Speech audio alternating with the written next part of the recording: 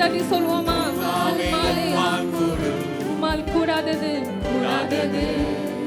ஒன்றுமில்லை, உம்மால் கூடாதது ஒன்றுமில்லை.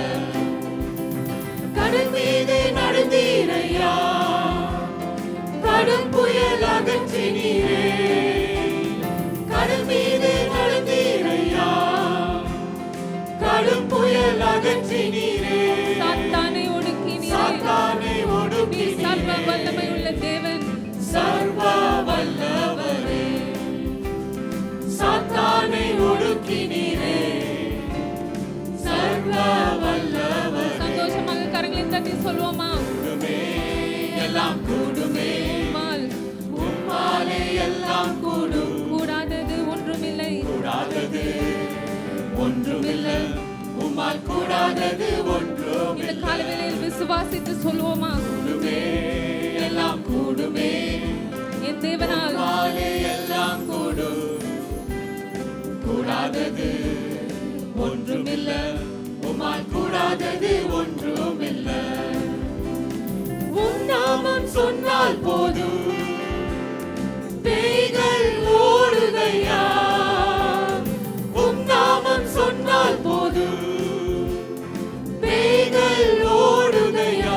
கரங்களை நீட்டி சொல்வோமா? உம் பேரால் கை நீட்டினார், எல்லா நோய்கள் மறையுதையா. விசுவாசித்து சொல்லாமா? உம் பேரால் கை நீட்டினார், நோய்கள் எல்லாம்.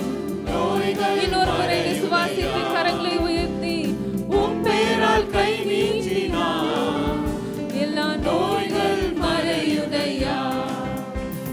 கூடுமே எல்லாம் கூடுமே, உம்மாலே எல்லாம் கூடும். கூடாதது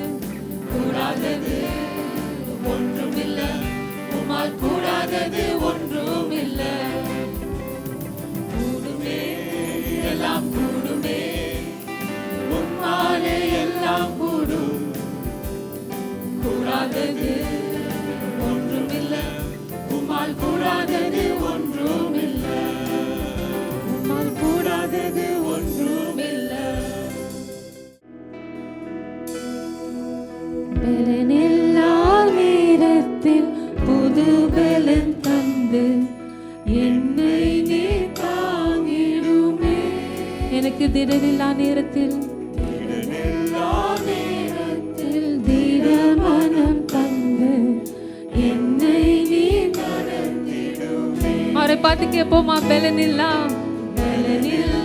நேரத்தில் புது பலன் தந்து என்னை நீ தாங்கிடுமே. திடனில்லா நேரத்தில் தீர மனம் தந்து என்னை நீ நடத்திடுமே. கரங்களை உயர்த்தி உம் பலன் தாருமே. உம்முடைய பலன் தாருமே. ஒரு புதிய பலத்தால், புது பலத்தால் என்னை நடத்திடுமே. அப்பா, இன்றைக்கு உம்முடைய பலத்தை தருவீராக.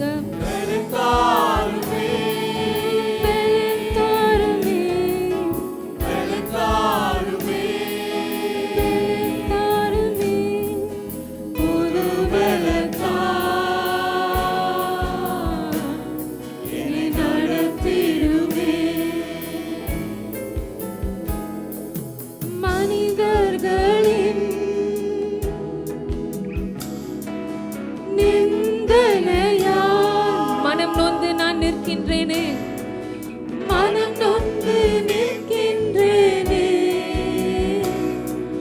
மன்னித்து மறக்க உந்தனின் பலன் தாருமே. சேர்ந்து சொல்லுமா? எத்தனை நிந்தைகள் மனிதர்களின்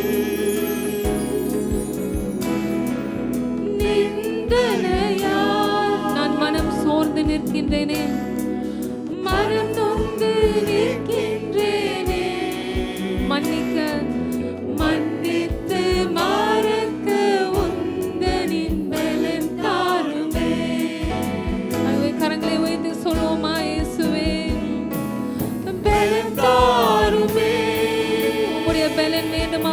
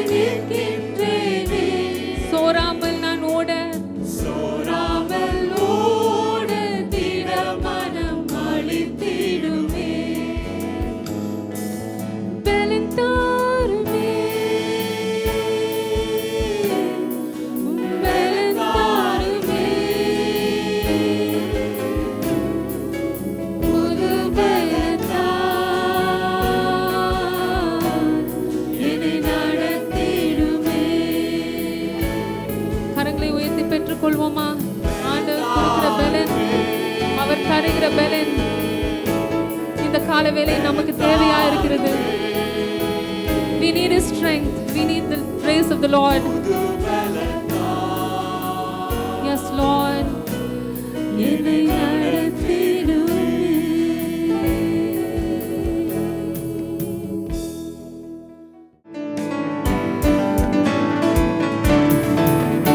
என்னை பேர் சொல்லி அழைத்தவரே, உள்ளம் கைகளில் வரைந்தவரே, என்னை கரம் பிடித்து நடத்தினீரே, உருவாக்கி உயர்த்தினீரே. என்னை பேர் சொல்லி அழைத்தவரே, உள்ளம் கைகளில் வரைந்தவரே, என்னை கரம் பிடித்து நடத்தினீரே, உருவாக்கி உயர்த்தினீரே. ஒன்றுமில்லாத எனக்கு உம் கிருபை தந்து வெற்றியை காணச் செய்தீர். ஒன்றுமில்லாத எனக்கு உம் கிருபை தந்து வெற்றியை காணச் செய்தீர். என்னை சொல்லி அழைத்தவரே, உள்ளம் கைகளில் வரைந்தவரே, என்னை கரம் பிடித்து நடத்தினீரே, உருவாக்கி உயர்த்தினீரே. வண்ணாந்திரமாயிருந்த என்னை வற்றாத ஊற்றாய் மாற்றினீரே. வண்ணாந்திரமாயிருந்த என்னை வற்றாத ஊற்றாய் மாற்றினீரே. என் வாழ்நாளெல்லாம் உம்மை வாழ்த்திடுவேன், என்றும் உம் வழியில் நடத்திடுவேன். என் வாழ்நாளெல்லாம் உம்மை வாழ்த்திடுவேன், என்றும் உம் வழியில் நடத்திடுவேன். என்னை பேர் சொல்லி அழைத்தவரே, உள்ளம் கைகளில் வரைந்தவரே, என்னை கரம் பிடித்து நடத்தினீரே, உருவாக்கி உயர்த்தினீரே.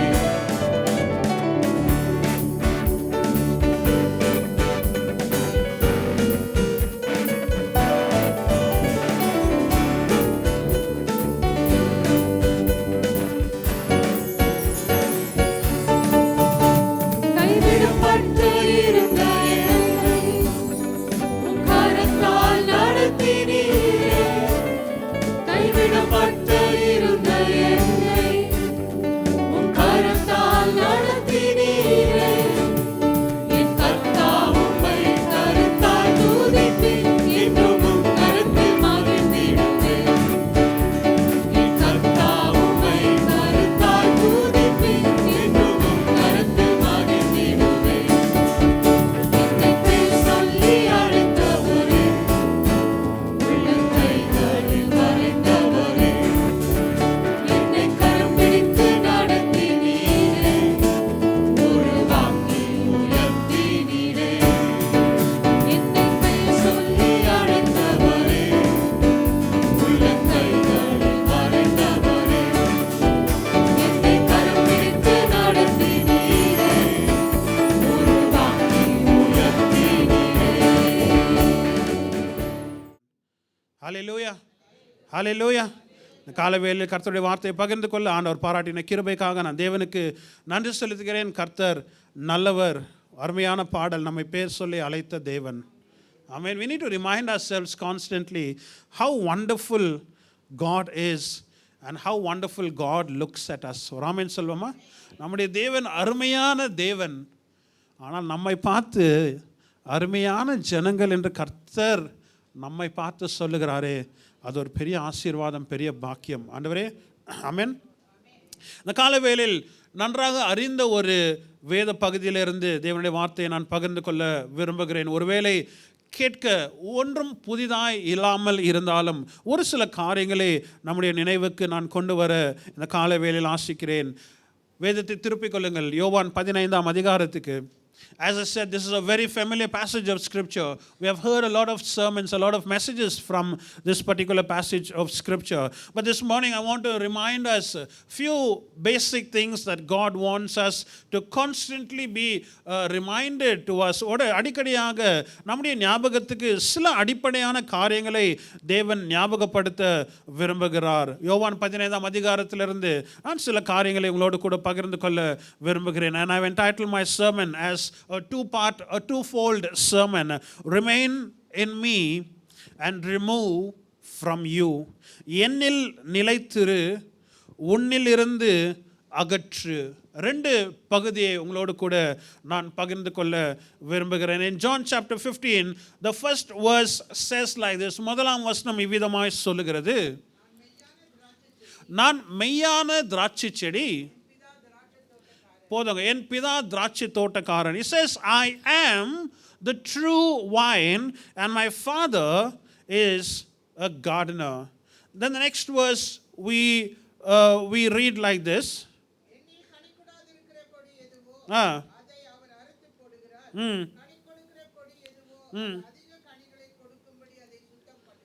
Okay, we are going to look into these two verses and study God's word together. தேவனுடைய வார்த்தை ஒன்றாய் நாம் சேர்ந்து கற்றுக்கொள்ள போகிறோம். இந்த முதல் 3-4 வசனங்களிலே இந்த ரெண்டு காரியங்களை நாம் பார்க்கிறோம். யோவான் எழுதும் பொழுது it doesn't say Jesus is the vine. ஆண்டவர் திராட்சை செடி என்று சொல்லாமல் மெய்யான திராட்சை செடி. There are two words here, true vine, and the second one is remain. I want to draw our attention this morning to these two verses. இந்த ரெண்டு வார்த்தைகளுக்கு உங்களுடைய கவனத்தை இந்த காலவேளையில் நான் திருப்ப விரும்புகிறேன். மெய்யான திராட்சை செடி, ரெண்டாவது வார்த்தை நிலைத்திரு. When you see the people of Israel, they were called to be a vine. இஸ்ரவேல் தேசம் இல்லாவிட்டால் இஸ்ரவேல் ஜனங்கள் ஒரு திராட்சை செடியாய் இருக்க வேண்டும் என்று தேவனால் அழைக்கப்படுகிறார்கள். கர்த்தரோடு கூட அவர்கள் நிலைத்து இருந்து அவர்கள் மிகுந்த கனி தர வேண்டும் என்று தான் ஆண்டவர் இஸ்ரவேல் குறித்த ஒரு திட்டமாக இருந்தது. பழைய ஏற்பாட்டில் நீங்கள் பார்க்கும் பொழுது vine in the Old Testament was very symbolic. மிகுந்த அர்த்தம் நிறைந்த ஒன்றாய் இருந்தது. திராட்சை செடி என்றாலே அது தேவனுடைய இருதயத்துக்கு ஏற்ற ஒரு பதமாய் இருந்தது. இஸ்ரவேல் ஜனங்களுக்கு அது ஏற்ற ஒரு காரியமாய் இருந்தது.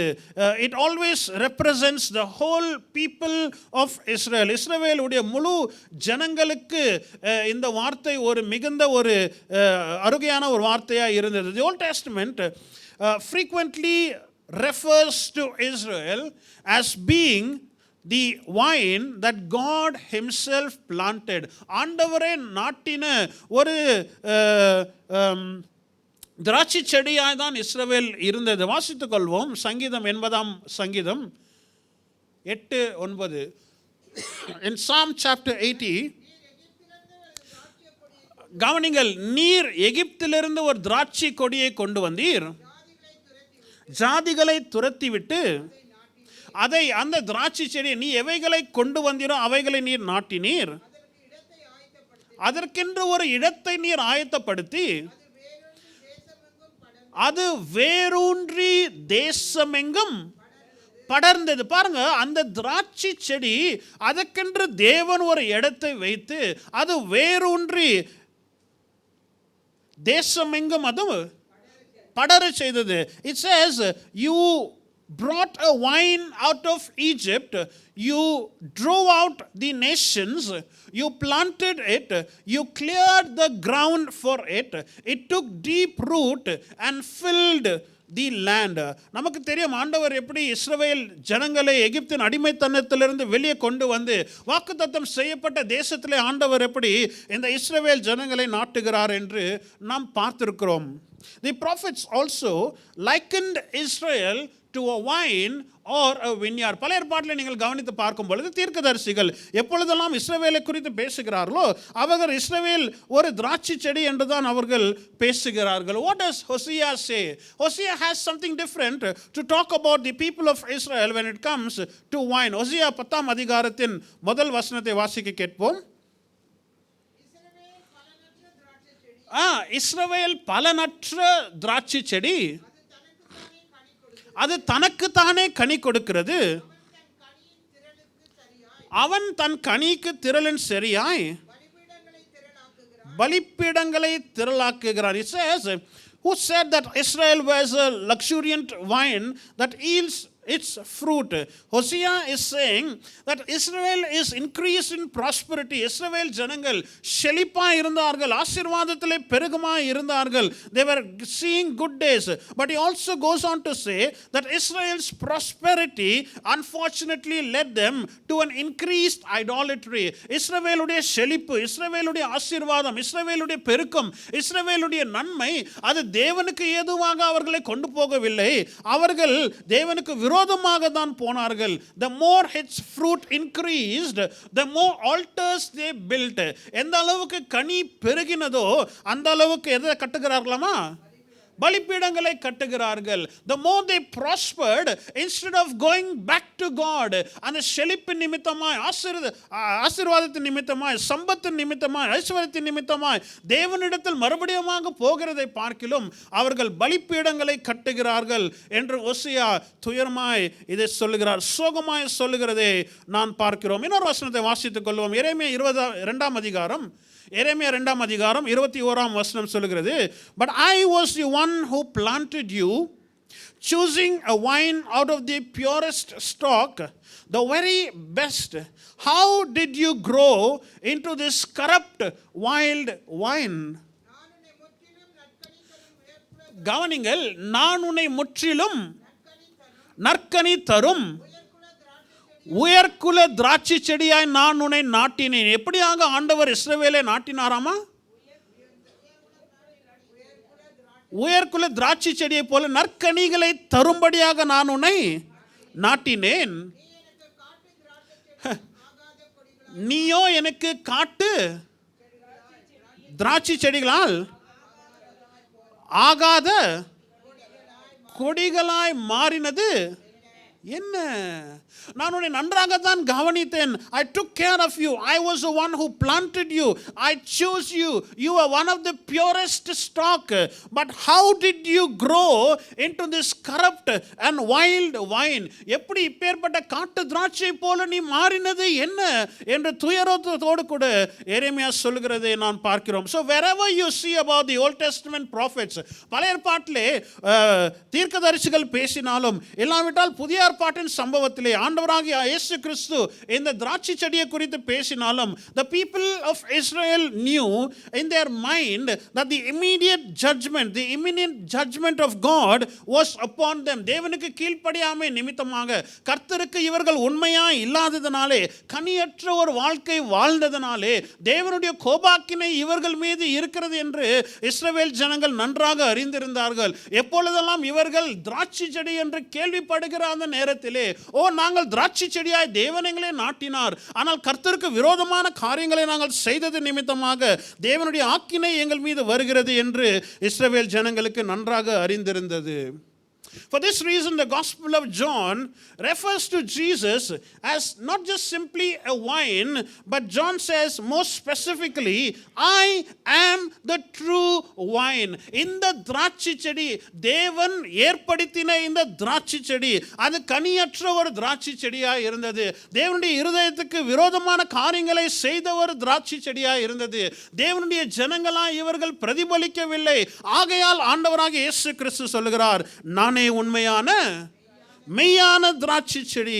The implication is that in contrast to Israel, see the nation of Israel, இஸ்ரவேலுடைய ஜனங்கள், they were unfaithful and they incurred the judgment of God. அவர்கள் உண்மை இல்லாத காரணத்தினாலே தேவனுடைய கோபாக்கினியை தன் மீது அவர்கள் வர வைத்தார்கள். But Jesus remains faithful and thus fulfills Israel's calling to be the wine of God. இஸ்ரவேல் ஜனங்களுடைய அழைப்பு என்ன? அவர்கள் தேவனுடைய திராட்சை செடி இருக்க வேண்டும், அவர்கள் உண்மையா இருக்க வேண்டும், அவர்கள் கனி தருகிற ஒரு வாழ்க்கை வாழ வேண்டும், அவர்கள் தேவனுடைய நியமத்துக்கு அவர்கள் கீழ்ப்படிந்து இருக்க வேண்டும் என்று அவர்கள் தோற்று போன அந்த காரியத்திலே ஆண்டவர் வந்து சொல்லுகிறார், நானே மெய்யான திராட்சை செடி. Jesus says, I am the fulfillment of the true Israel. I come to represent. This is how the people of God should be. This is what God intended. ஆண்டவர் இவ்விதமாய் தான் இஸ்ரவேல் ஜனங்களை இருக்க வேண்டும் என்று ஆண்டவர் தீர்மானித்தார். அவர்கள் அதை செய்ய முடியவில்லை. நானே மெய்யான திராட்சை செடி. Israel called to be a good representative. இஸ்ரவேலை ஆண்டவர் அழைத்த நோக்கம் என்ன? தேவனுக்கு நன்றாக ஒரு தேவனை பிரதிபலிக்கிற ஒரு ஜனமாய் இருக்க வேண்டும் என்றுதான் இஸ்ரவேல் ஜனங்களை, தேசத்தை ஆண்டவர் அழைக்கிறார். But Jesus comes as the perfect representative of God, and Jesus calls his people, the church, his body, to remain in me. நானே மெய்யான திராட்சை செடி. எனக்கு முன்பதாக ஏற்படுத்தப்பட்ட திராட்சை செடி அது செயலற்று போய் இருந்தது. அது உண்மையில்லாமல் இருந்தது. அது தேவனுக்கு விரோதமான காரியங்களை செய்தது. தேவனுக்குள் நிலைத்து இருக்கிறதை பார்க்கிலும் தேவனை விட்டு விலகி இருந்து கர்த்தருடைய நாமத்துக்கு தூஷணத்தை கொண்டு வந்தது. ஆகையால் நான் இப்பொழுது வருகிறேன். நானே மெய்யான திராட்சை செடி. நீங்கள் என்னில் நிலைத்து இருக்க வேண்டும் என்று ஆண்டவர் நமக்கு, சபைக்கு அந்த அழைப்பை விடுகிறார். கரங்களை உயர்த்தி வராமன்னு சொல்வோமா? Jesus is calling his followers to remain in him and to represent God on this earth as the people of God. தேவனுடைய ஜனங்களாய் நாம் பிரதிபலிக்க வேண்டும் என்று ஆண்டவர் இன்றைக்கும் நம்மை பார்த்து அழைக்கிறார். நீ என்னில் நிலைத்து இரு, நான் உன்னில் நிலைத்து இருக்கிறேன். நாம் சேர்ந்து தேவனுடைய ஜனங்கள் இவ்விதமாய் இருக்க வேண்டும் என்று இந்த பூமியிலே நாம் தான் கர்த்தருடைய ஒரு ஸ்தானாதிபதியாய் நாம் இருக்க வேண்டும் என்று ஆண்டவர் நம்மை பார்த்து இந்த கால வேளையும் அழைக்கிறார். ஒரு ஆமென் சொல்லுமா? So Jesus, the true wine, calls us to remain in him. நானே மெய்யான திராட்சை செடி. அவர் சொல்லுகிறார், நீ என்னில் நிலைத்து இருக்க வேண்டும். I'm calling you people of God. I'm calling you my bride. I'm calling you my church.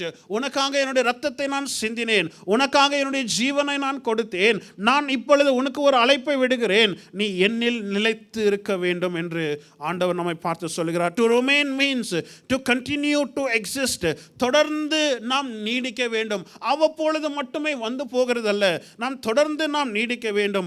Stay in the place that one has been occupying, to possess a particular quality, to fulfill a particular role. ஒரு குறிப்பிட்ட காரியத்தை நாம் நிறைவேற்ற வேண்டும் என்று ஒரு குறிப்பிட்ட நேரத்திலே ஆண்டவர் நம்மை வைத்திருக்கிற அந்த நேரத்திலே அந்த இடத்திலே நாம் தரித்திருந்து கர்த்தரோடு கூட நாம் இணைந்து ஆண்டவர் நமக்கென்று வைத்திருக்கிற காரியங்களை நாம் நிறைவேற்ற கர்த்தர் நம்மை அவருக்குள் நிலைத்திருக்க நம்மை அழைக்கிறார். ஒரு ஆமென் சொல்லுமா?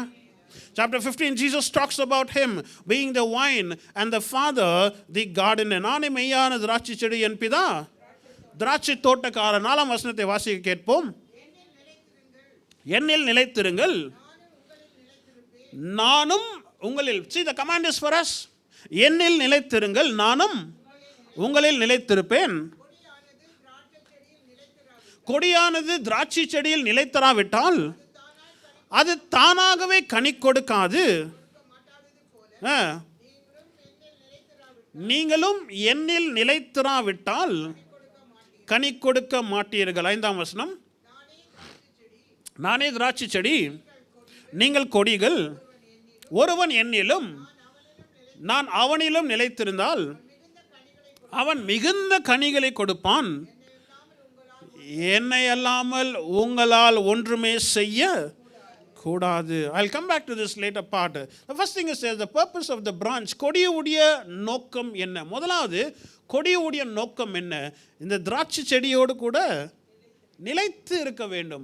இந்த திராட்சை செடியோடு கூட நிலைத்து இருந்தால் ஆட்டோமேட்டிக்காக கொடி என்ன பண்ணுமா? கனி தரும். If the branch is sticking on, as long as the branch is sticking on to the vine, automatically the branch will give fruits. அது இயற்கையாகவே அது கனி தருகிற ஒரு அம்சம் இருக்கிறது. ஆனால் இந்த கொடி தானாகவே ஒன்றுமே செய்ய முடியாது.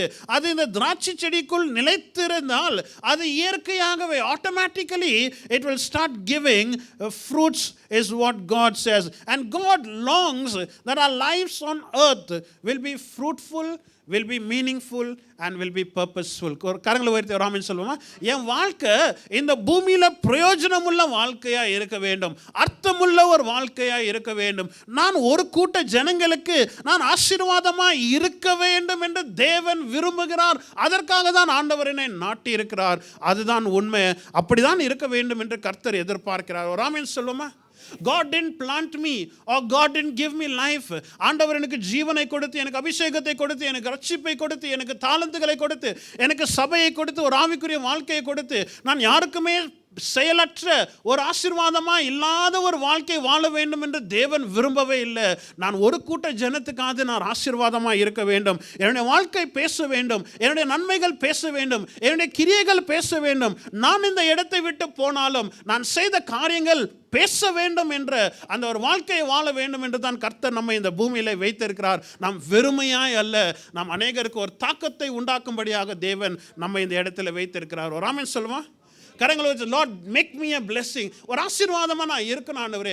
ஒரு கூட்ட ஜனங்களுக்கு நான் ஆசீர்வாதமாக இருக்க வேண்டும். நான் போனாலே ஐயோ இந்த அம்மா போயிட்டாங்களே, இவங்க இருந்தால் எனக்காக ஜெபம் பண்ணியிருப்பாங்க, இவங்க இருந்தால் என்னை விசாரிச்சிருப்பாங்களே, இவங்க இருந்தால் இந்த நன்மையான காரியங்களை எனக்கு செய்தார்களே என்று நம்மை குறித்த நன்மையான காரியங்கள் ஜனங்களுடைய ஞாபகத்தில் இருக்க வேண்டும். அவ்விதமான ஒரு வாழ்க்கை நாம் வாழ வேண்டும் என்று தேவன் விரும்புகிறார். அதுதான் கனி கொடுக்கிற ஒரு வாழ்க்கை. ஆமென். He looks upon us as a twofold desire. It says, what can he do for me? ஆண்டவர் எனக்காக என்ன செய்வார், ஆண்டவர் என் மூலமா என்ன செய்வார் என்ற அந்த எதிர்பார்ப்பு நமக்குள் அதிகமாக இருக்க வேண்டும் ஒவ்வொரு நாளும். God wants us to do great things in you. ஒரு ஆமென் சொல்லுமா? எத்தனை பேர் விசுவாசிக்கிறீங்க ஆண்டவர் பெரிய காரியங்களை என் வாழ்க்கையில் இன்னமும் செய்ய ஆண்டவர் விரும்புகிறார் என்று நாம் உறுதியாக விசுவாசிக்க வேண்டும். என் வயது என்ன இருந்தாலும் பரவாயில்லை, என்னுடைய சுகவீனம் எப்படியே இருக்கட்டும், நான் பலவீனமாக இருக்கணும், வயசாயிடுச்சா, எது இருந்தாலும் பரவாயில்ல. It doesn't matter to God. ஆண்டவர் இன்னும் பெரிய காரியங்களை என் மூலமாக செய்ய அவர் விருப்பம் உள்ளவராக இருக்கிறார். அதை ஒவ்வொரு நாளும் நான் விசுவாசிக்கிறேன். அது எனக்கு பலத்தை தருகிறது. ஆமென். நான் வீட்டில் உட்கார்ந்து என்னை விசாரிக்க யாருமே இல்லை, இதை கூட உன்னால் செய்ய முடியலையா என்று கேட்கிற ஆட்கள் மத்தியிலே நான் உறுதியாக விசுவாசிக்கிறேன். ஆண்டவர் என்னை இன்னும் வைத்திருக்கிற நோக்கம் நாம் இன்னும் சிலருக்கு ஆசீர்வாதமாக இருக்க வேண்டும். தேவனுடைய திட்டத்தை பரிபூர்ணமாய் நிறைவேற்றின பின்புதான் இந்த பூமியிலே நான் கண்களை மூடுவேன். அது வரைக்கும் ஒன்றுமே சேதப்படுத்தாது. கர்த்தர் என்னை பார்த்து கொள்வார். I have come for a greater cause. I am here for a greater cause என்று நாம் ஒவ்வொரு நாளும் உறுதியாய் நாம் விசுவாசிக்க வேண்டும். You and God are always a majority. Can I hear an amen? நீங்களும் தேவனும் எப்பொழுதும் எந்த சூழ்நிலையிலும் பெரும்பான்மைதான். இதில் எந்த சந்தேகம், உலகம் அந்த பக்கத்தில் இருந்தாலும், உலகத்தின் ஆட்கள், உலகத்தின் சர்வாதிகாரிகள், உலகத்தின் வல்லமை நிறைந்த முழுமையான ஆட்கள் அப்பக்கத்தில் இருந்தாலும், நான் தனியாக இருந்தாலும் ஆண்டவர் என்னோடு கூட இருந்தால் நான் தான் பெரும்பான்மை. வராமேன்னு சொல்ல மாட்டீங்களா? That is the greatness and that is the goodness of God. You are still stronger and you are still a greater force to reckon only when you remain with God. தேவனோடு கூட நான் நிலைத்திருந்தால் மட்டுமே நான் சொல்ல முடியும், உலகம் எனக்கு விரோதமாக என்ன செய்ய, கர்த்தர் என்னோடு கூட இருக்கிறார், ஜனங்கள் மனுஷன் எனக்கு என்ன செய்வான். கர்த்தரோடு கூட நிலைத்திருக்கிற வாழ்க்கையை நான் வாழாவிட்டால் நாம் உறுதியாக இதை செய்ய சொல்லவே முடியாது. ஆனால் எப்பொழுதும் கர்த்தருக்குள் நாம் நிலைத்திருக்கும் பொழுது, தாவீதை பாருங்கள், அவன் ஒரு சிறிய மனுஷனாய் இருந்தான், அவன் ஒரு அற்பமாய் எண்ணப்பட்ட ஒரு நபராய் இருந்தான். அவன் கோலியாத்துக்கு முன்பதாக நிற்கும் பொழுது, அவன் கோலியாத்துக்கு சந்திக்க வருகிறதுக்கு முன்பதாக அவன் தன்னுடைய சகோதரர்களுக்கு உணவை கொண்டு வருகிறான், அவ்வளவுதான். அவன் ஒரு சிறியவனாய் இருந்தான், அப்பக்கத்தில் ஒரு பெரிய ராட்சசன் இருந்தான். There was a greater enemy on that side. ஆனால் தாவீதோடு கூட ஆண்டவர் இருந்தார். தாவீது தான் பெரும்பான்மையாக இருந்தான். He was the victor, simple fact, because God was with him. இன்னொரு பக்கத்தை பார்க்கிறோம், கிதியோன். அவன் மேதியாரான்கள் வந்து பயந்து அவர்கள் என் ஜீவனை எடுத்து, Midianites will come and kill me anytime. This fellow is scared. அவன் கோதுமையை அவன் வாட்டி இது பண்ணிட்டு கொண்டே இருக்கிறான். He is scared. சத்ரு என்னுடைய வாழ்க்கையை பார்த்தா இன்னைக்கு தான் என்னுடைய லாஸ்ட்னு அவன் பயந்து கொண்டே இருக்கிறான். தேவதூதன் வந்து சொல்கிறார், பராக்கிரமசாலியே, கர்த்தர் உன்னோடு கூட, கர்த்தர் அவனோடு கூட இருக்கிறதுனால அவன் பயந்து கொண்டு இருந்தாலும் அவன் பராக்கிரமசாலி. அதுதான் உண்மை. ஒரு ஆமென் சொல்லுமா? The opposite side is this. பயம் நிறைந்த ஒரு ஒரு பகுதி இது. என்னை அல்லாமல் உங்களால் ஒன்றுமே, அதை நினச்சா நமக்கு பயம் வரணும். ஒரு ஆமென் சொல்லுமா? கர்த்தர் இல்லாமல் என்னால் ஒன்றுமே செய்யவே. May this reality constantly remind us of what we are. என்னுடைய பலன் என்ன, நான் யார், தேவன் இல்லாமல் என்னால் ஒன்றுமே செய்யவே முடியாது என்று நாம் ஒவ்வொரு நாளும் நமக்கு நாமே நினைவு கூட்ட வேண்டும். I need to remind myself, I am nothing without God. I cannot do anything without God. Many times I've thought that I can run my life. என் வாழ்க்கையை நான் ஓட்ட முடியும் என்று அநேக நான் நினைத்தேன்.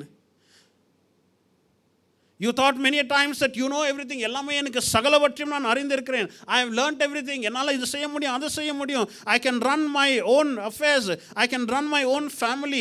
என்னுடைய சொந்த பலத்தினாலே, என்னுடைய சொந்த காரியத்தினாலே, திறமையினாலே, திராணினாலே எல்லாமே என்னால் செய்ய முடியும் என்று நான் நினைத்து கொண்டே இருந்தேன். இத்தனை ஆண்டுகள் அது தப்பு என்று புரியாவிட்டாலும் இந்த 2.5 ஆண்டுகள் அது பெரிய தப்பு என்று நான் புரிந்து கொண்டேன் என்று சொல்கிறவர்கள் கரங்களை உயர்த்தி ஒரு ஆமென் சொல்லுங்க. ஆண்டவரே, என் பலத்தினால ஒன்றுமே இல்லை ஆண்டவரே. இந்த 2.5 வருஷத்துல பார்த்துட்டேன் எத்தனை பலசாலிகள், all the powerful, the rich, the elevated people, they were nothing of God.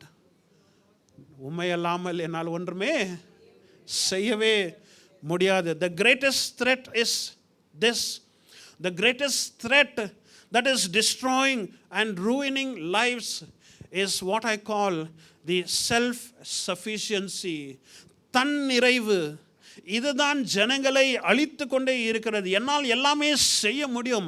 இப்பொழுது இருக்கிற சந்ததி, அவர்களுக்கு கல்வி இருக்கிறது, கை நிறைய பணம் இருக்கிறது, சம்பாதிக்கூடிய திறமை இருக்கிறது, அவர்களுக்கு தாளந்து இருக்கிறது, எதுவுமே செய்யக்கூடிய அந்த பலன், அந்த ஆற்றல் இருக்கிறது. அந்த தன்னம்பிக்கை அதிகமாக இருக்கிறதுனாலே, தன்னிறைவு அதிகமாக இருக்கிறதுனாலே என்னாலே எல்லாமே செய்ய எனக்கு முடியும், எனக்கு யாருடைய உதவியும் தேவையில்லை, யாருடைய சகாயமும் தேவையில்லை என்று அவர்கள் மேட்டுமை நிமித்தமாக ஓடிக்கொண்டே இருக்கிற சந்ததி அதிகமாக இந்த காலகட்டத்திலே நாம் பார்க்கிறோம். That is the dangerous or the greatest threat that is destroying and ruining lives and individuals. The need for God is gradually becoming lesser. நாம் தன்னிறைவாய் இருக்கும் பொழுது, when we are self-sufficiency, the desire or the need for God is gradually decreasing in people's life. Beware of this dangerous threat of being self-sufficient. தன்னிறைவாய் இருக்கிற அந்த மிகப்பெரிய ஆபத்திலிருந்து நாம் விலகி இருக்க வேண்டும். உம்மையல்லாமல் ஒன்றுமே என்னால் செய்ய முடியாத ஆண்டவர் என்று ஒவ்வொரு நாளும் நாம் நமக்கு நினைவூட்ட வேண்டும். ஒரு ஆமென் சொல்வோமா? That is what God expects. நாம் முழங்கால் படியிட்டு, ஆண்டவரே, என்னுடைய பலன் அல்ல, என்னுடைய திராணி அல்ல, என்னுடைய தகுதி அல்ல, என்னுடைய செல்வாக்கு அல்ல, என்னுடைய கல்வி அல்ல, ஆண்டவரே ஒன்றுமே அல்ல ஆண்டவரே, உம்மை அல்லாமல் இந்த நாளை நான் துவங்கவே முடியாது, உம்மை அல்லாமல் நான் வீடு திரும்ப முடியாது, நான் வெளியே செல்கிறேன், உம்முடைய பாதுகாப்பு இல்லாமல் நான் வீடு திரும்ப முடியாது ஆண்டவரே, உம்மை அல்லாமல் என்னால் ஒன்றுமே செய்ய முடியாது என்ற அந்த அர்ப்பணிப்போடு கூட ஒவ்வொரு நாளும் நாம் தேவனிடத்தில் நாம் நிலைத்து இருக்கும் பொழுது கர்த்தர் பெரிய காரியங்களை நம்முடைய வாழ்க்கையில் செய்ய அவர் போதுமானவராய் இருக்கிறார். ஒரு ஆமென் சொல்வோமா? அவரை அல்லாமல் என்னால் ஒன்றுமே செய்ய முடியாது. இது ஒவ்வொரு நிமிஷமும் நாம் சொல்லிக்கொண்டே இருந்தாலும் தவறு அல்ல. அது கர்த்தருக்குள் நாம் எப்பொழுதும் நிலைத்திருக்க இந்த ஒரு பகுதி நமக்கு ஏதுவாக இருக்கும். ஒரு ஆமென் சொல்வோமா? 7ஆம் வசனம் சொல்லுகிறது, if you remain in me and my words remain in you, that is, if you are vitally united and my message lives in your heart, ask whatever you wish and it will be done for you. வாசிங்கள் பாருங்க, இதுக்கு முன்பாக நாம் பார்த்தோம், நீ என்னிலும் நான் உமக்குள் நிலைத்திருந்தால் நீங்கள் மிகுந்த கனி தருவீர்கள். இப்போ 7ஆம் வசனத்தை பார்க்கிறோம், நீங்கள் என்னிலும் என் வார்த்தை உங்களிலும் நிலைத்திருந்தால் நீங்கள் கேட்டுக்கொள்வது எதுவோ. பாருங்க, ஆண்டவருடைய வார்த்தை நமக்குள் நிலைத்திருக்கும் பொழுது நாம் கண்டபடி கேட்கவே மாட்டோம். வார்த்தை என்ன சொல்கிறதோ அதை தான் கேட்போம். ஆண்டவர் சொல்வார், என் வார்த்தை உனக்குள் நிலைத்திருக்கும் பொழுது நீ கேட்கிற எதை கேட்டாலும் அது உனக்கு செய்யப்படும். எப்பொழுது செய்யப்படும்? நான் அவருக்குள் நிலைத்திருக்க வேண்டும், அவருடைய வார்த்தை எனக்குள் இருக்க வேண்டும், அவருடைய அறிவு எனக்குள் இருக்க வேண்டும், அவருடைய ஞானம் எனக்குள் இருக்க வேண்டும், அவருடைய திட்டம் எனக்குள் இருக்க வேண்டும், அவருடைய செயல்பாடு எனக்குள் இருக்கும் பொழுது நான் எதை கேட்டாலும் தேவன் அதை செய்வார் என்று சொன்னால் 8ஆம் வசனத்தில் என்ன பார்க்கிறோம்? நீங்கள் மிகுந்த கனிகளை கொடுப்பதினால் என் பிதா மகிமைப்படுவார். வராமன்னு சொல்லுவோமா? அர்த்தம், நான் கனி கொடுத்தா பிதா மகிமைப்படுவாராம், இயேசு கிறிஸ்து என் சீஷர் என்று பெருமைப்படுவாராம். வராமன்னு சொல்லுவோமா? God wants us to bear fruit. God calls us to remain in him. அவருக்குள் நாம் நிலைத்திருக்க தேவன் நம்மை அழைக்கிறார். There is life in God. வராமன்னு சொல்லுவோமா? There is sustenance, there is nourishment, there is growth, there is productivity when you remain in him. Secondly, we see remain in my love. என்னுடைய அன்பிலே நீ நிலைத்திரு என்று இரண்டாவது நாம் பார்க்கிறோம். 9ஆம் வசனத்தை நாம் வாசிப்போம். பிதா என்னில் அன்பாய் இருக்கிறது போல நானும் உங்களில் அன்பாய் இருக்கிறேன், என் அன்பிலே நீங்கள் நிலைத்திருங்கள். எப்பேற்பட்ட ஒரு கம்பேரிசன்! பிதா என்னில் அன்பாய் இருக்கிறது போல நானும் உங்களில் அன்பாய் இருக்கிறேன். I want us to picture this. ஆண்டவர் உங்களை நேசிக்கிறாரா? Yes no? எவ்வளோ நேசிக்கிறாரு சொல்ல முடியாது, நான் சொல்றேங்க. பிதா இயேசு கிறிஸ்துவை எவ்வளோ நேசிக்கிறாரோ அவ்வளோ என்னையும் நேசிக்கிறார். ஒராமேன்னு சொல்லுவோமா? பிதாவை, குமாரனை எந்த அளவுக்கு பிதா நேசிக்கிறாரோ அதே அளவுக்கு என்னை நேசிக்கிறாரே. நான்லாம் தகுதி ஆண்டவரே, உம்முடைய குமாரன் பக்கத்தில் உட்கார்ந்து ரெண்டு பேரையும் ஒரே நபராய் பார்க்கக்கூடிய அன்பு நம்முடைய பிதாவின் அன்பு. What a blessing it is. ஒராமேன்னு சொல்லுவோமா? எப்பேற்பட்ட ஒரு ஆசீர்வாதம், எப்பேற்பட்ட ஒரு நிச்சயம். Jesus loves you with the same measure the Father loves him.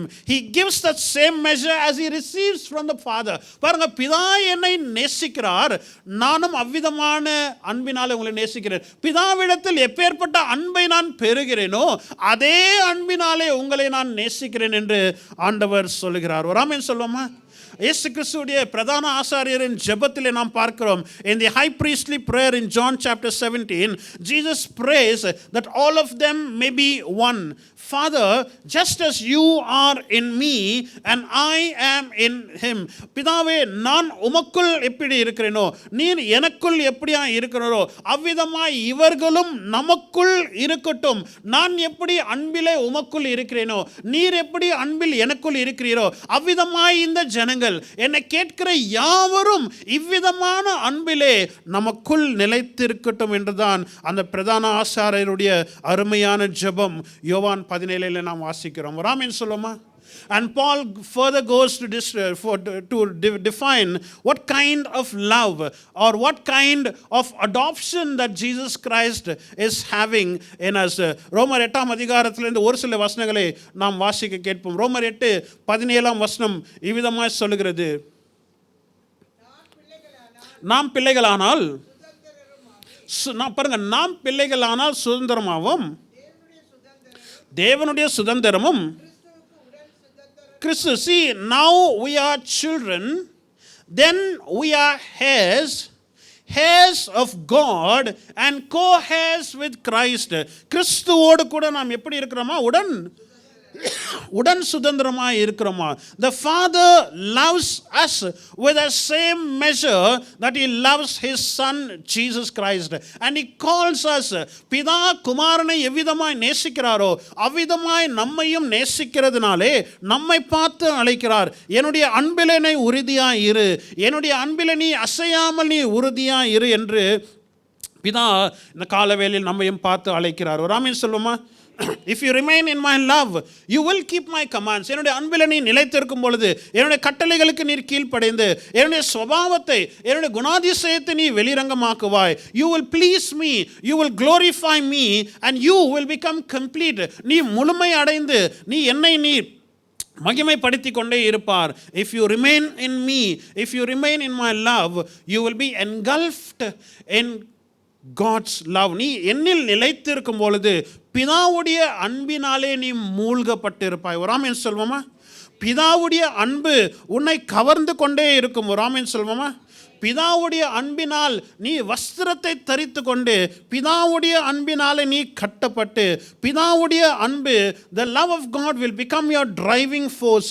You can say with assurance, like Apostle Paul who says in chapter 8, who can separate us from the love of God? 35ஆம் வசனத்தை வாசிக்க கேட்போம். 8ஆம் அதிகாரம் 35.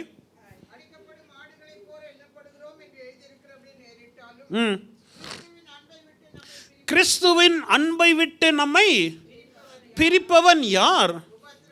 உபத்திரவமோ, வியாகுலமோ, துன்பமோ, பசியோ, நிர்வாணமோ, நாசமோசமோ, பட்டயமோ, இவை எல்லாவற்றிலும்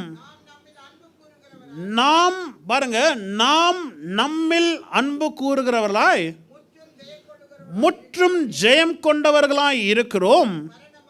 மரணமானாலும், ஜீவனானாலும், தேவதூதர்களானாலும், அதிகாரங்களானாலும், வல்லமைகளானாலும், நிகழ்காரியங்களானாலும், வரும் காரியங்களானாலும், உயர்வானாலும், தாழ்வானாலும், வேற எதனா நான் மிஸ் பண்ணிட்டேன்னா, வேற எந்த சிருஷ்டியானாலும் நம்முடைய கர்த்தராகிய கிறிஸ்து இயேசுடைய தேவனுடைய அன்பை விட்டு நம்மை பிரிப்பவன் பிரிக்க மாட்டாது என்று நான் நிச்சயித்திருக்கிறேன். கரங்களை உயர்த்தி ஒரு ஆமென் சொல்லலாமா? ஒன்றுமே தேவனுடைய அன்பை விட்டு என்னை பிரிக்க ஒன்றுக்கும் வல்லமை இல்லை, ஒன்றுக்கும் அதிகாரம் இல்லை, ஒன்றுக்கும் சக்தி இல்லை. நான் கிறிஸ்துவோடு கூட நான் நிலைத்து இருக்கும் பொழுது பவுலை போல உறுதியாய் இவ்விதமான காரியங்களை நாம் சொல்லக்கூடிய கிறிஸ்துவுடைய அன்பை விட்டு என்னை பிரிப்பவன் யார்? இப்பேற்பட்ட அன்பின் ஐக்கியத்துக்கு தான் தேவன் நம்மை அழைக்கிறார். ஒரு ஆமென் சொல்லுவோமா? Not just to live in His provision, but to live in His love. தேவனுடைய பொருட்கள் ஆண்டவர் எனக்கு என்ன செய்வார் என்று அதற்கு மட்டுமே நான் தேவனிடத்தில் வராமல், தேவன் என்னை அன்பு செலுத்துகிறார், அவருடைய அன்பிலே நான் மூழ்கி இருக்க வேண்டும் என்று நான் வருவது அவருடைய அன்பு நமக்கு உண்மையாக இருக்கும். ஒரு ஆமென் சொல்வோமா? His love is true. His love is genuine. His love is pure. His love is unconditional. கலப்படம் இல்லாத அன்பு, நிபந்தனை இல்லாத அன்பு, ஒரு தூய்மையான, பாலை காட்டிலும் தூய்மையான ஒரு அன்பு நம்முடைய தேவனுடைய அன்பு. அந்த அன்பு எனக்காக கீழே இறங்கி வந்தது, அந்த அன்பு எனக்காக சிலுவையில் சகித்தது, அந்த அன்பு என்னை ஒருபோதும் தள்ளிவிடாத அன்பு. எப்பேற்பட்ட நிலைமையில் இருந்தாலும் என்னை அரவணைத்துக் கொள்ளுகிற, என்னை தேடி வருகிற, என்னுடைய அழுக்கையெல்லாம் சுத்திகரித்து என்னை அரவணைத்துக் கொள்கிற அன்பு தான் தேவனுடைய நிபந்தனையற்ற அன்பு. இந்த அன்பிலே நாம் நிலைத்திருக்க வேண்டும் என்று கர்த்தர் இந்த கால வேளையில் நம்மை பார்த்து அவர் கேட்டுக்கொள்கிறார். ஒரு ஆமென் சொல்லுமா? நம்முடைய தகப்பனுடைய இதயம் எத்தனை அருமையான இதயம்! ஒரு ஆமென் சொல்லுமா?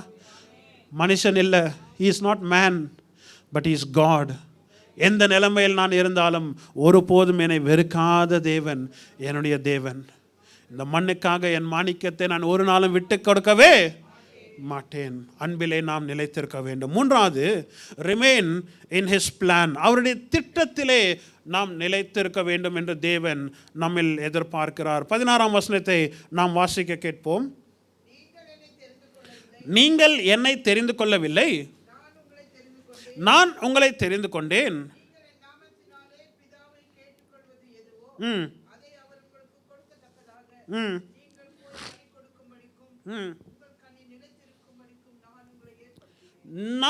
நீர் என்னை தெரிந்து கொள்ளவில்லை, நான் உன்னை தெரிந்து கொண்டு நீ போய் கனி தரும்படியாக. எப்பேற்பட்ட கனி? எப்பேற்பட்ட கனி தர வேண்டுமா? நிலைத்திருக்கிற கனி. You did not choose me, but I have chosen you and I have appointed you so that you might go bear fruit, and fruit that will last forever. நீ நிலைத்திருக்கிற கனி தர வேண்டும் என்று தான் நான் உன்னை ஏற்படுத்தி இருக்கிறேன் என்று ஆண்டவர் சொல்கிறார். இந்த கால வேளையில் உங்களோடு கூட இந்த காரியங்களை நான் நினைவுபடுத்த விரும்புகிறேன். God says, I have planned you. Raman சொல்லுமா? I have purposed you. உன்னை நான் திட்டம் போட்டு வைத்திருக்கிறேன். நீ தற்செயலாக இங்கே இல்லை. நான் உன்னை ஏற்படுத்தினேன், நான் உன்னை நியமித்தேன், நான் உன்னை அங்கீகரித்திருக்கிறேன், நான் என்னுடைய முத்திரையை உன் மீது நான் வைத்திருக்கிறேன், நான் உன்னை உறுதிப்படுத்தியிருக்கிறேன், நான் உன்னை கனம் பண்ணியிருக்கிறேன், நான் உன்னை ஐ ஹவ் குவாலிஃபைட் யூ, உன்னை தகுதிப்படுத்தி இருக்கிறேன், உன்னை அபிஷேகித்து இருக்கிறேன், நான் உன்னை நாட்டி இருக்கிறேன், நான் உன்னை உயர்த்துவேன். ஒரு பெரிய நோக்கத்துக்காக தான் நான் இதையெல்லாம் செய்து கொண்டு இருக்கிறேன் என்று ஆண்டவர் நம்மை பார்த்து சொல்லுகிறார். ஒரு ஆமென் சொல்லுமா? God says, I have chosen you, I have appointed you, I have anointed you, I have approved of you, I have sealed you, I have assured you, I have honored you, I have qualified you, I have sanctified you, I have anointed you, I have kept you, I have saved you, I have planted you, I have placed you, I have elevated you for a greater purpose for which you have been called for, that your mind has not even comprehended. உன்னுடைய மனது சிந்திக்க கூட முடியாத பெரிய காரியங்களை நான் உனக்கென்று வைத்திருக்கிறேன், அதற்காகத்தான் நான் உன்னை ஏற்படுத்தினேன் என்று தேவன் இந்த காலவேளையில் நம்மை பார்த்து சொல்லுகிறார். ஆமென் சொல்வோமா? I have been appointed by the Almighty God to bear fruit that will last forever. ஒரு ஆமென் சொல்வோமா? I have been appointed to be an influence to people. நான் ஜனங்களுக்கு ஒரு நல் தாக்கத்தை உருவாக்க வேண்டும், ஜனங்களுக்கு ஒரு ஆசீர்வாதத்தை நான் தர வேண்டும், ஜனங்களுடைய வாழ்க்கையை நான் மாற்றி அமைக்க வேண்டும், ஜனங்களுக்கு அவருடைய வாழ்க்கையில் நான் ஒரு பெரிய ஆசீர்வாதமாக இருக்க வேண்டும் என்று தான் தேவன் என்னை வைத்திருக்கிறார். I have called to bear fruit. ஜனங்களுடைய வாழ்க்கையில் ஒரு நறுமணத்தை வீச, ஜனங்களுடைய வாழ்க்கையில் ஒரு தாக்கத்தை உருவாக்க, ஜனங்களுடைய வாழ்க்கையில் என் வாழ்க்கையின் மூலமாய் ஒரு கனி தர ஆண்டவர் என்னை வைத்திருக்கிறார் என்று நான் உறுதியாய் சொல்ல முடியும். I believe in that. ஒரு ஆமென் சொல்வோமா? ஒவ்வொரு நாளும் நான் விசுவாசிக்கிறேன், ஆண்டவரே என்னை வைத்து நீர் எத்தனை ஜனங்களை ஆசீர்வதிக்க வேண்டும் என்று விரும்புகிறீர்களோ, நான் எத்தனை பேருக்கு ஆசீர்வாதமாக இருக்க வேண்டும், நான் எத்தனை பேருக்கு நன்மை செய்ய வேண்டும், நான் எத்தனை பேருக்கு ஆண்டவரே காரியங்களை செய்ய வேண்டும், நான் எத்தனை பேரை உற்சாகப்படுத்த வேண்டும், நான் எத்தனை பேருக்கு ஜெபிக்க வேண்டும், நான் எத்தனை பேரை பலப்படுத்த வேண்டும், நான் எத்தனை பேருக்கு ஆசீர்வாதமாக இருக்க வேண்டும். ஆண்டவரே அதை நீங்கள் காண்பீங்க, என்னை பயன்படுத்துங்க என்று ஒவ்வொரு நாளும் நீங்கள் ஜெபித்து பாருங்கள். ஒவ்வொரு நாளும் யாரோ ஒருவருடைய வாழ்க்கையை தொட ஆண்டவர் உங்களை பயன்படுத்துவார். அதற்கென்று தான் கர்த்தர் உங்களை நியமித்து வைத்திருக்கிறார். ஒரு ஆமென் சொல்வோமா? ஐயோ நானா என்ற அந்த கேள்வி இல்லை, நான் தான், ஆனால் என்னில் இல்லை, அவர்தான். It is not I but it is him. அவர் என்னை அழைத்திருக்கிறார். என்னால் ஒன்றுமே, என் வார்த்தையில் ஒன்றுமே இல்லை, என்னுடைய செயலில் ஒன்றுமே இல்லை, நான் அற்பமானவன் தான், தகுதியற்றவன் தான், ஆனால் எனக்குள் இருக்கிறவர் பெரியவர். அவர் என் மூலமாய் பெரிய காரியங்களை செய்வார். அவர் ஜனங்களுக்கு என்னை ஒரு ஆசீர்வாதமாய் வைத்திருக்கிறார். நான் ஒரு கனி தரும்படியாக ஆண்டவர் என்னை வைத்திருக்கிறார். அது உண்மை, அதில் நான் நிலைத்திருப்பேன் என்று நம்மை நாமே உற்சாகப்படுத்த வேண்டும். ஒரு ஆமென் சொல்வோமா? The next phrase says, so whatever you ask in my name, my Father will give you. என்னுடைய நாமத்தில் கேட்கிற எதையும் பிதா தருவார். அதுதான் அந்த உறுதி. That is the assurance and the blessings of remaining in him and bearing fruit. நாம் கர்த்தருக்குள் நிலைத்து இருக்கும் பொழுது, அவருடைய வார்த்தை நமக்குள் நிலைத்து இருக்கும் பொழுது, நாம் எதை கேட்டாலும் ஆண்டவர் தருவார். பிதாவுடைய மகிமைக்கென்று நாம் கனி தர வேண்டும், நான் அவருடைய சீசனாக இருக்கும்படியாக நான் கனி தர வேண்டும் என்று ஆண்டவர் இந்த காலை வேளையில் நம்மை பார்த்து அழைக்கிறார். God calls us this morning to remain in him, to remain in his love, to remain in his plan. அவருக்குள் நிலைத்திருக்கும்படியாக ஆண்டவர் நம்மை அழைக்கிறார். அவருடைய அன்புக்குள் நிலைத்திருக்கும்படியாக ஆண்டவர் நம்மை அழைக்கிறார். அவருடைய திட்டத்துக்குள் நிலைத்திருக்கும்படியாக ஆண்டவர் நம்மை அழைக்கிறார். எத்தனை பேர் விசுவாசிக்கிறாங்க கர்த்தர் எனக்கென்று பெரிய திட்டங்களை வைத்திருக்கிறார்? கரங்களை உயர்த்தி ஒரு ஆமென் சொல்லுமா? irrespective of where I am, என் வயது எவ்வளோ ஆயிடுச்சோ தெரியல, எவ்வளோ வயதானாலும் பரவாயில்ல, கர்த்தர் எனக்கென்று ஒரு பெரிய திட்டத்தை வைத்திருக்கிறார். அந்த திட்டத்தை நிறைவேற்றுகிற வரைக்கும் இந்த பூமியில் நான் கண்ணை மூட மாட்டேன். ஆண்டவர் திட்டத்தை நிறைவேற்றின பின்பு தான் என்னை ஆண்டவர் எடுத்துக்கொள்வார். அதுக்கு முன்பதாக ஒன்றுமே என்னை சேதப்படுத்த கர்த்தர் என்னை ஒரு நாளும் அனுமதி கொடுக்கவே மாட்டார் என்ற அந்த உறுதி எனக்கு இருக்கிறது. ஒரு ஆமென் சொல்லுமா? we got to believe in this. நான் இப்போ எப்படி நான் இருக்கலாங்க, பரவாயில்ல, ஆனால் கர்த்தர் எனக்கென்று பெரிய திட்டங்களை வைத்திருக்கிறார். 2 வாரத்துக்கு முன்பதாக நான் பார்த்தோம், நான் கீழே விழுந்தாலும் நான் மறுபடியும் எழுந்திருப்பேன். சத்ருவை என்னை பார்த்து நீ சந்தோஷப்படாதே, நான் இப்பொழுது இருளில் இருக்கிறேன், ஆனால் கர்த்தர் என்னை வெளிச்சத்துக்குள் கொண்டு வருவார். நான் இப்பொழுது விழுந்திருக்கிறேன், மறுபடியுமாக நான் எழும்புவேன். இப்பொழுது ஒருவேளை நீங்கள் பலவீனமாக இருக்கலாம், ஒருவேளை நீங்கள் சுகவீனமாக இருக்கலாம், ஒருவேளை நீங்கள் வீட்டில் அப்படியே மட்டம் தட்டி வைத்து யாருமே உங்களை குறித்து பெருமையாய் பேசாமல் நல்ல காரியங்களை பேசக்கூடாமல் இருக்கலாம். ஆனால் ஒரு நாள் வரும், கர்த்தர் அந்த திட்டங்களை உங்களுடைய வாழ்க்கையிலே நிறைவேற்றி அநேகருக்கு உங்களை ஒரு ஆசீர்வாதமாய் வைக்கும்படியான நாட்கள் வருகிறது. அதை நீங்கள் ஆயத்தமாய் இருங்கள், எதிர்பார்ப்போடு கூட இருங்கள். ஆண்டவரே, நான் அநேகருடைய வாழ்க்கையை நான் தொட வேண்டும், அநேகருடைய வாழ்க்கைக்கு நான் ஆசீர்வாதமாய் இருக்க வேண்டும். என்னை ஏளனமாய் பேசின ஜனங்கள், என்னை தவறாய் பேசின ஜனங்கள், என்னை கீழ்த்தனமாய் பேசின ஜனங்களுக்கு முன்பதாக என் சத்ருவே, என்னை பார்த்து நீ சந்தோஷப்படாதே, நான் விழுந்தாலும் நான் எழுந்திருப்பேன். கர்த்தர் என்னை மறுபடியும் வெளிச்சத்துக்குள் கொண்டு வருவார். அந்த வெளிச்சத்தை வீசும்படியாக என்னுடைய வாழ்க்கையின் மூலமாக அநேக ஆசீர்வாதத்தை பெறுவார். அது நிச்சயம். அதற்கென்று தான் ஆண்டவர் என்னை வைத்திருக்கிறார். எத்தனை ஆண்டுகள் விசுவாசத்தின் வாழ்க்கையில் நான் ஓடி வந்தேன், எத்தனை ஆண்டுகள் பள்ளத்தாக்கின் மூலமாய் நான் கடந்து வந்திருக்கிறேன், எத்தனை ஆண்டுகள் சோதனை மூலமாய் நான் கடந்து வந்திருக்கிறேன். சோதனைகள் மூலமாய் ஆண்டவர் என்னை புடமிட்டு இப்பொழுது நான் பிரகாசிக்கிற நாட்கள் வெகு சீக்கிரமாய் வந்து கொண்டே இருக்கிறது. நான் எழும்புவேன், நான் பிரகாசிப்பேன், கர்த்தருக்காக பெரிய காரியங்களை செய்வேன். இதை நாம் விசுவாசிக்க வேண்டும். எத்தனை வயதானாலும் சரி, எத்தனை பலவீனங்கள் வந்தாலும் சரி, I will fulfill the plans of God in my life. கர்த்தருடைய திட்டங்களை என் வாழ்க்கையில் முழுமையாய் நான் நிறைவேற்றுவேன் என்ற அந்த விசுவாசம், உறுதி ஒவ்வொரு நாளும் நம்மை பலப்படுத்தி கொண்டே இருக்க வேண்டும். ராமின் சொல்லுமா, don't ever say I'm just a housewife. அந்த just a வானாங்க, I'm also a housewife. I will do great things for God. ராமின் சொல்லுமா, கர்த்தருடைய அன்பிலே நாம் நிலைத்திருக்க வேண்டும், கர்த்தருடைய திட்டங்களிலே நாம் நிலைத்திருக்க வேண்டும். அடுத்த பகுதியை நான் பார்த்து சீக்கிரமாய் முடிக்க போகிறோம். God wants us to remain in him, but he also wants us to remove from us.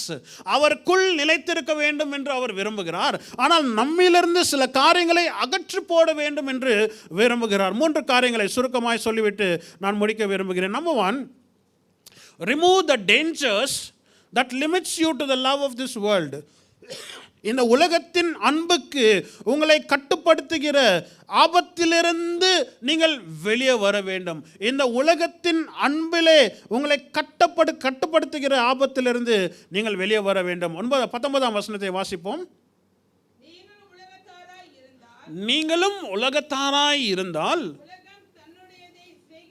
பாருங்க, உலகம், நீங்கள் உலகத்தாராய் இருந்தால் உலகம் உங்களை சிநேகித்திருக்கும். நீங்கள் உலகத்தாராய் இராதபடினால், காரணம் ஏன்? நான் உங்களை உலகத்திலிருந்து நான் தெரிந்து கொண்டேன், ஆகையால் தான் உலகம் உங்களை பகைக்கிறது.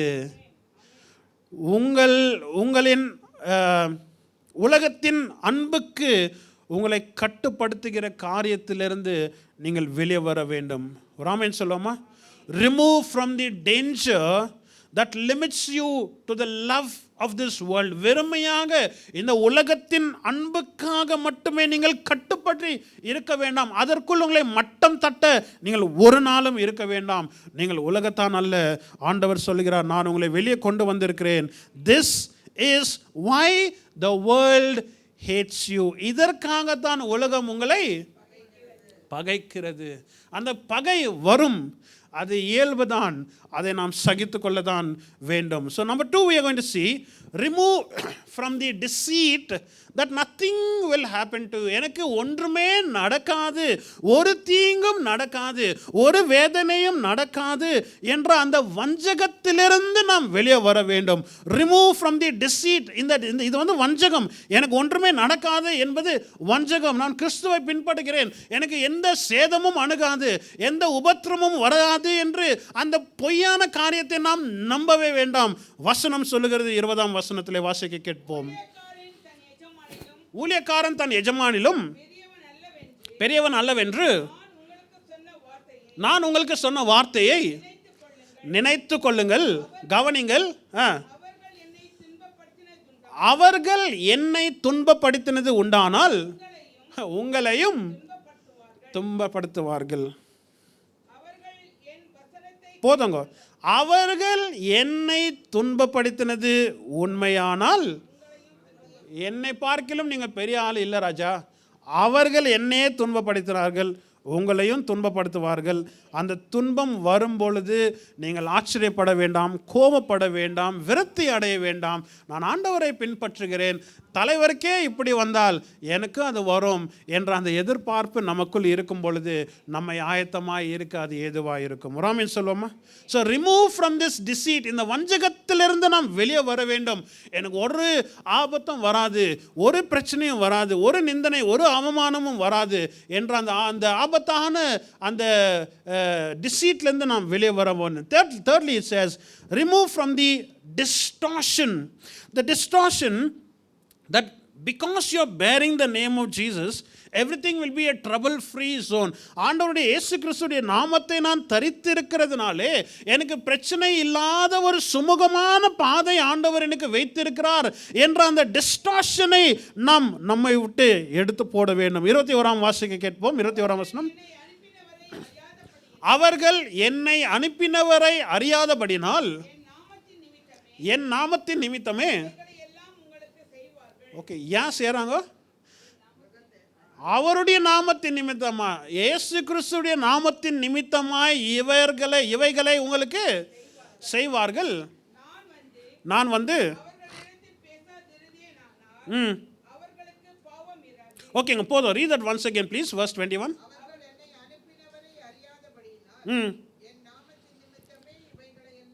போதுங்க. என் நாமத்தின் நிமித்தமாக இவைகளை உங்களுக்கு செய்வார்கள். உங்களுக்கு உபத்திரம் வரும், உங்களுக்கு நெருக்கடி வரும், அரசாங்க அநேக விதிமுறைகளை கொண்டு வருவார்கள்.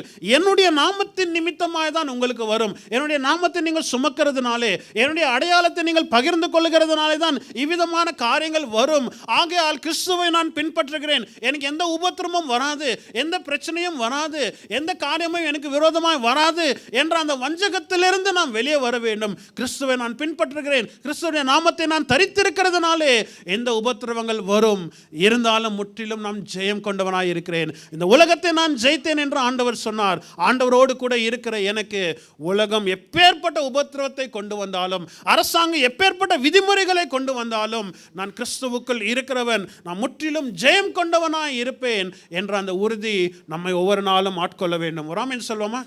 இன்னொரு வசனத்தை பார்த்து நான் முடிக்க இருக்கிறேன். அருமையான வசனம், வீடுகளில் இதை நாம் வைத்து கொண்டால் நலமாக இருக்கும். பிலிப்பியர் 1ஆம் அதிகாரம் 29ஆம் வசனம். Philippians chapter 1 verse 29. I think I've shared this verse quite some time. பிலிப்பியர் 1ஆம். ஏனெனில் கிறிஸ்துவிடத்தில் விசுவாசிக்கிறதுக்கு மட்டுமல்ல, அவர் நிமித்தமாக பாடுபடுகிறதற்கும் உங்களுக்கு அருளப்பட்டு இருக்கிறது. See, for you have been granted for Christ's sake not only to believe but also to suffer for his sake. So I want to ask you a question. Are you a believer or a sufferer? Or a believing sufferer or a suffering believer? கிறிஸ்துவுக்கு விசுவாசிக்கிறதுக்கு மட்டுமே நாம் அழைக்கப்படவில்லை, கிறிஸ்துவின் நிமித்தமாக பாடுகளை சகிக்க நான் அழைக்கப்பட்டு இருக்கிறேன். பாடுகள் கிறிஸ்துவ வாழ்க்கையின் ஒரு பங்காய் இருக்கிறது. ஆனால் இறுதியிலே ஜெயமோ நமக்கு ஆண்டவர் ஏற்கனவே கொடுத்திருக்கிறார். ஆகையால் நான் கர்த்தருக்குள் எப்பொழுதும் நான் நிலைத்திருப்பேன். I am the vine, you are the branches. If you remain in me and I in you, you will bear much fruit. May we be careful. Again, I want to say this and close. May we be careful that we will not be deceived by the enemy that we can do everything on our own. என்னால் எல்லாமே செய்ய முடியும் என்ற அந்த வஞ்சகத்துக்கு நாம் இரையாய் மாறவே கூடாது.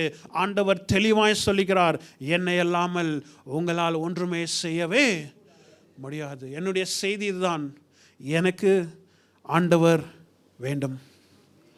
My message is simple. I need Christ. ஒரு ஆமென் சொல்லுமா? இது உங்களுடைய வாஞ்சையாக இருக்கிறதா? ஆண்டவரே, நேற்றை பார்க்கிலும் இன்றைக்கு நீர் அதிகமாக எனக்கு தேவை, நீர் எனக்கு வேண்டும் ஆண்டவரே, உமக்குள் நான் நிலைத்து இருக்க வேண்டும் ஆண்டவரே. என்னுடைய மனது இதை ஏற்றுக்கொள்ள, என்னுடைய மனது இது புரிந்து கொள்ள உதவி செய்யும். உம்மை இல்லாமல் எங்களால் ஒன்றுமே செய்யவே முடியாது ஆண்டவரே. நீர் எனக்கு ஒவ்வொரு நாளும் தேவை, ஒவ்வொரு இமைப்பொழுதும் நீர் எனக்கு தேவை, ஒவ்வொரு சூழ்நிலைகளும் நீர் எனக்கு தேவை ஆண்டவரே. உமக்குள் எப்பொழுதும் நான் நிலைத்திருக்க என்னை ஒப்பு கொடுக்கிறேன் என்று நான் இருக்கிற இடத்துல எழுந்து நின்று நாம் ஜெபித்து தேவனுடைய கருத்தில் நம்மை ஒப்பு கொடுப்போமா? ஆண்டவர் நம்முடைய வாழ்க்கையை வைத்து பெரிய காரியங்களை செய்ய ஆண்டவர் போதுமான தேவனாய் இருக்கிறார். இந்த கால வேளையில் இருக்கிற இடத்துல நாம் எழுந்து நிற்போம். May we have the worship team to come up. இருக்கிற இடத்துல நாம் எழுந்து நிற்போம். ஆண்டவரே, உண்மையிலே நான் நிலைத்து இருக்க எப்பேற்பட்ட அன்பு, எப்பேற்பட்ட அன்பு, நிபந்தனையற்ற அன்பு, மாறாத அன்பு, மாறாத அன்பு, தூய்மையான ஒரு அன்பு. இந்த அன்பிலே ஆண்டவரே நான் நிலைத்து இருக்க என்னை ஒப்பு கொடுக்கிறேன் அப்பா, என்னை ஒப்பு கொடுக்கிறேன். ஒருவேளை கர்த்தரை விட்டு நீங்கள் விலகி போய் கொண்டு இருக்கிற வாழ்க்கை வாழ்ந்து கொண்டே இருந்தால், ஒருவேளை உங்களுடைய ஆவிக்குரிய ஜீவம் மங்கி போய் கொண்டே இருந்தால், ஒருவேளை ஒரு விதமான வறட்சியின் அனுபவத்துக்குள் நீங்கள் இருப்பீர்கள் என்று சொன்னால், இந்த கால வேளையில் பரிசுத்த ஆவியானவர் நம்மை ஆண்டவருடைய பாதத்தில் கொண்டு வர அவர் போதுமான தேவனாய் இருக்கிறார். கரங்களை உயர்த்தி நான் சொல்லுவோமா, ஆண்டவரே, அந்த கெட்ட குமாரனைப் போல ஆண்டவரே, ஒருவேளை உம்மை விட்டு நான் விலகி இருந்தால், ஒருவேளை உம்முடைய அன்பை புரிந்து கொள்ளாவிட்டால், ஒருவேளை என்னுடைய வாழ்க்கையின் சூழ்நிலை நிமித்தமாக, என்னுடைய வாழ்க்கையின் போராட்டத்தின் நிமித்தமாக, அந்த வியப்பு நிமித்தமாக கிறிஸ்து மேலே எனக்கு சற்று கோபம் இருக்கிறது. I am angry at God because a lot of problems in my life. There is a lot of emptiness. ஒரு விதமான வெறுமை எனக்குள் காணப்படுகிறது. ஆண்டவரே, உம்மை நான் புரிந்து கொள்ளாமல் உம்மை விட்டு சற்று தூரம் நான் இருக்கிறேன் என்று ஒருவேளை இப்பேற்பட்ட ஒரு நிலைமைக்குள் இருப்பீர்கள் என்று சொன்னால், இந்த கால வேளையில் கர்த்தருக்குள் வாருங்கள், கர்த்தருக்குள் வாருங்கள். Give God one more chance. Try God. Try God. கர்த்தரிடத்தில் வாருங்கள். உங்களுடைய சூழ்நிலை கட்டாயமாக மாறும்.